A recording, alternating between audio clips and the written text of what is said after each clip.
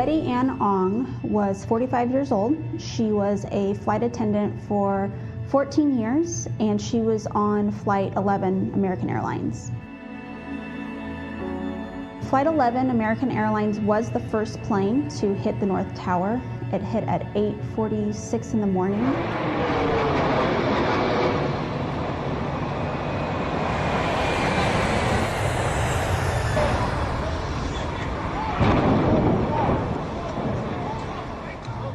Betty was the first person to tell authorities on ground what was happening on the plane.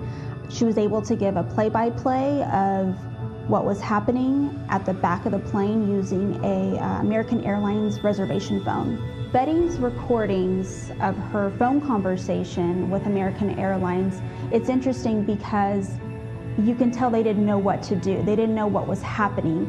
Not that they didn't believe her, but to have her explain that there's hijackers, that all the passengers have gone to the back of the plane, that there's some type of mace, people are getting stabbed. And the cockpit is not answering their phones.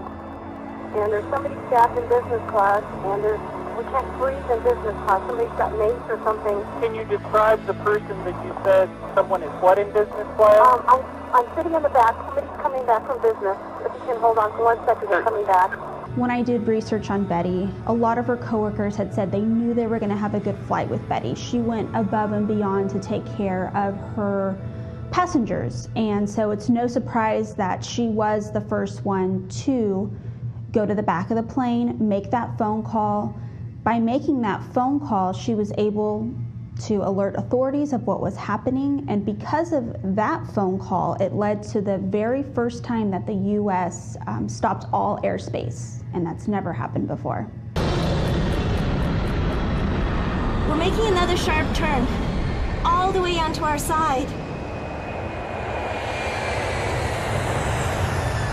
So when Betty made the call to American Airlines to the reservation phone, she was on the phone for 23 minutes, giving them that play-by-play of what was happening. And when she gave the play-by-play, she was able to identify through the seat numbers who those hijackers were.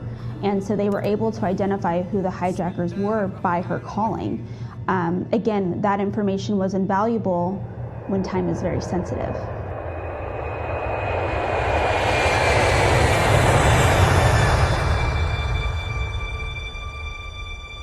What's interesting about the phone conversation is that the whole way through the conversation, she's extremely calm. She not once becomes hysterical. I don't know what I would do in that situation. I know I would never be as brave as Betty was. She took it upon herself to make that phone call. She could have easily called her mom, dad, sisters, brothers, but she stayed very professional and calm. Even towards the very end, her last words, she kept saying, pray for us, not pray for me, pray for everybody. And I think that just shows what kind of a person she was until unfortunately you don't hear any of the conversation because it hit the tower. What's going on, Betty? Betty, talk to me. Betty, are you there? Betty? I think we might have lost her.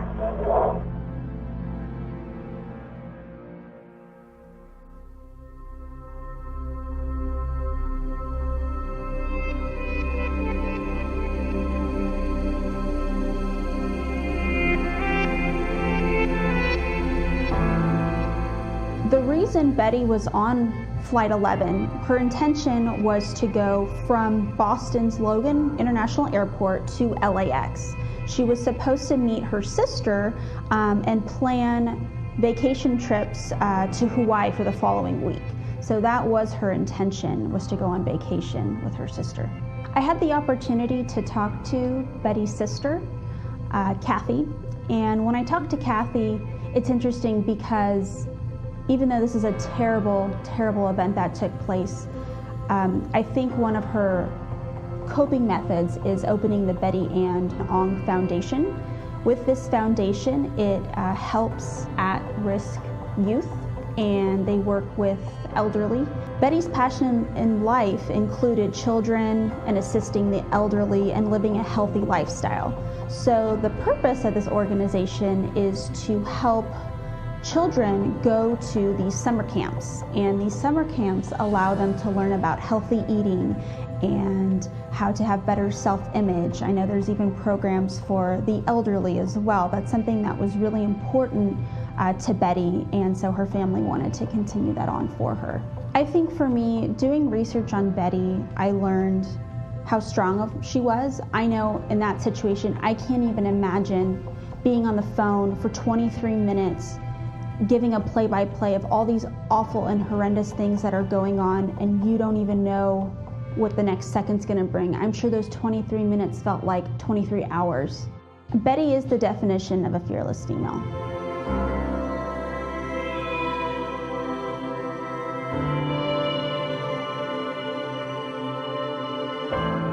Marissa DiNardo Short, she was a commodities broker for Cantor Fitzgerald. Well, what's sort of chilling and heartbreaking was her mother's birthday was the day before, on September 10th. They celebrated at Windows of the World restaurant, which was located on the 107th floor of the North Tower. The restaurant is gorgeous. It's floor to ceiling windows looking over Lower Manhattan. It was absolutely breathtaking. Her mother actually commented that she just couldn't believe how beautiful it was at night. And Marissa actually commented and said, "Mother, I have you on top of the world."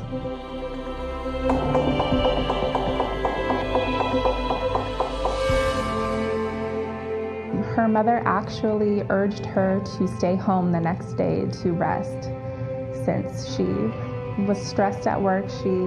Her mother just believed she needed to take some time off, but due to Marissa's work ethic, she returned to work the next day at 8:15 in the morning, which was 30 minutes before the first plane hit the North Tower.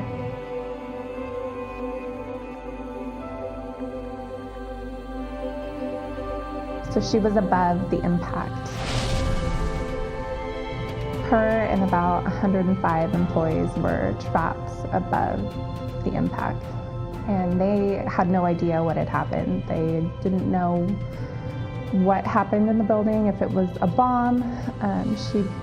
Her friends would call, a couple of friends called her that morning, and she had to cut the call short because she couldn't breathe, and she said it was smoky and something had hit the building. She just didn't know what. There's a story from someone, it was one of her clients that was in Lower Manhattan, and he was trying to communicate with her through a squawk box and couldn't get it through to her. So she actually got on AOL Instant Messenger and messaged back and said that she was having trouble breathing, that she was going to run and try and call her mother, and that was the last anyone had heard from her. And they actually asked her mother if she had gotten a call, and she never received a call from Marissa.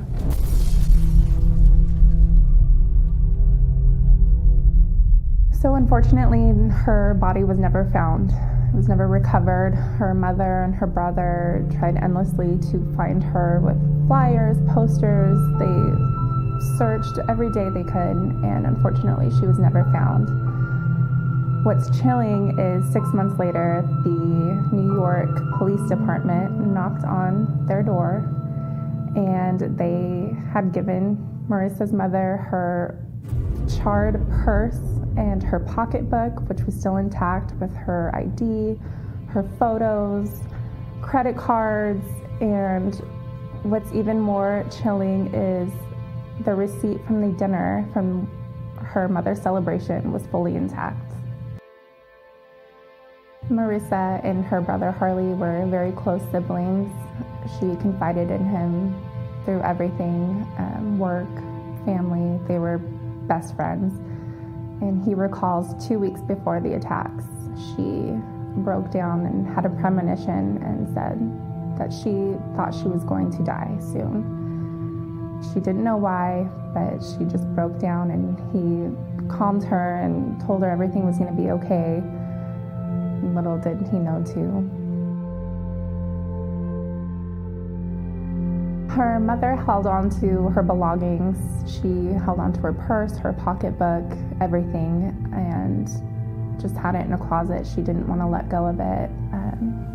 But a couple years later, she donated it to the museum just so everyone can see her story and she can share it with everyone. And her mother actually visits Ground Zero every single year. Every anniversary, she is there.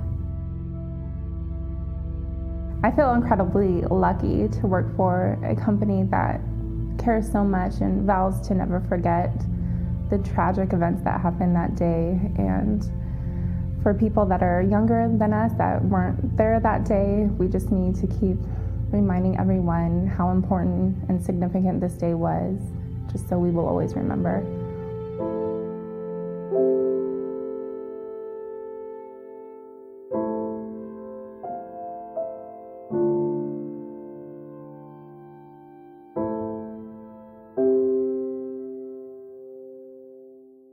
For me, I think it's amazing to look into these people and tell the stories so many years later.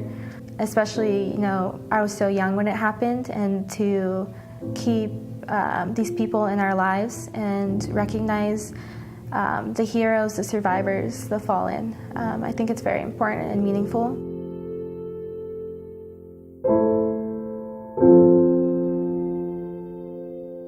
Vanessa Lawrence, she's from Manchester.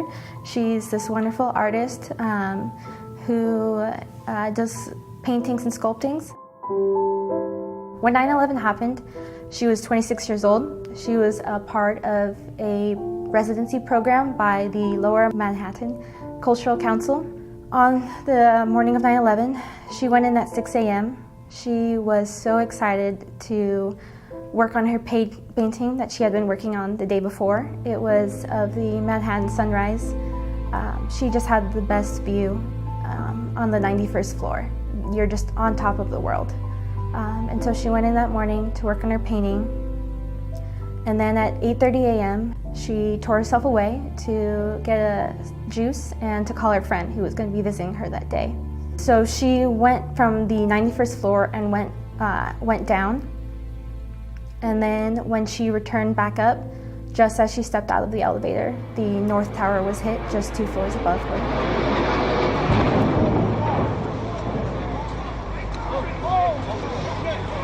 She was thrown across the corridor. It was definitely a shock. You don't really know what's happening. There were other people there on the floor, and they ran to an office and went under a table. Eventually they made their way to a fire escape and went down over 1,700 steps until they finally made their way to the staircase. There were just people pouring in from all the offices. Had she not gone down, she would have seen the plane hitting her tower. They knew it was a plane, but they didn't know to what extent. They had no idea America was under attack.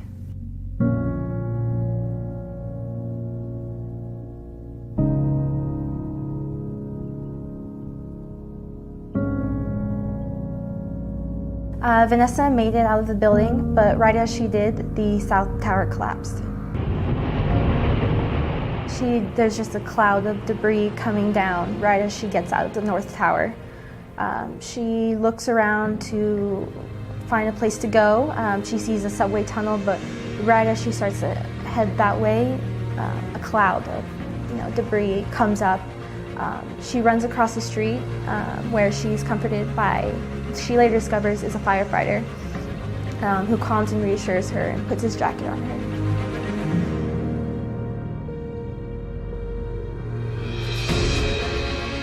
So one of the paintings she was working on was the sunrise over Manhattan. That was the one she went in to paint that morning. It was lost in the attacks, but since then she's recreated the painting. It's absolutely beautiful, and it looks just like this picture I found from inside the building, where you just see this beautiful Manhattan skyline. It's just as if you were in the clouds. And that's the amazing thing is, Vanessa says that despite this ordeal, she still looks back at what happened. She looks back at the experience of being in the World Trade Center as something magical. You know, it was the studio in the sky. I think it's looking back at an experience, something so tragic, but still recalling how amazing it was to be there. How amazing the World Trade Center, that building, was in the first place. What it was like to be on top of the world.